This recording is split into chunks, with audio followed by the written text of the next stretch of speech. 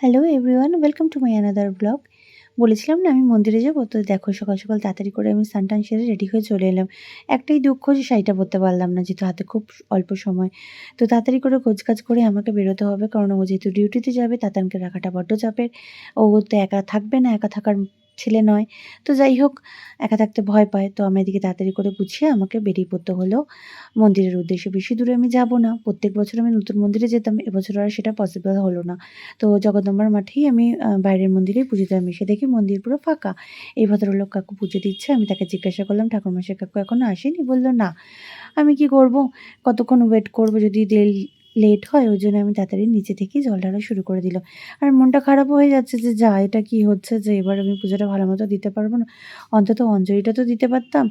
তো সত্যি বাবা আমার সাথে রয়েছে। সত্যিই বাবা আমার সাথে রয়েছে, সেটা আমাকে বাবা বারবার করে বুঝিয়ে দেয়। একবার না বহুবার। আর প্রতিনিয়ত বুঝিয়ে দেয় যে বাবা আমার পাশে রয়েছে। তো পুজো দিতে দেখলাম ঠাকুরমশাই কাকু চলে এলো।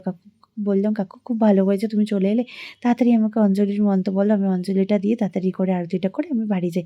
যেহেতু বাড়িতে গিয়ে পুজো দিতে হবে আমাকে, আমার হাসব্যান্ড ডিউটিতে বেরোবে। তো যাই হোক, পরের ব্লগে সবটাই তোমাদের সাথে শেয়ার করব। এখন আমি বাড়ি যাই। টাটা।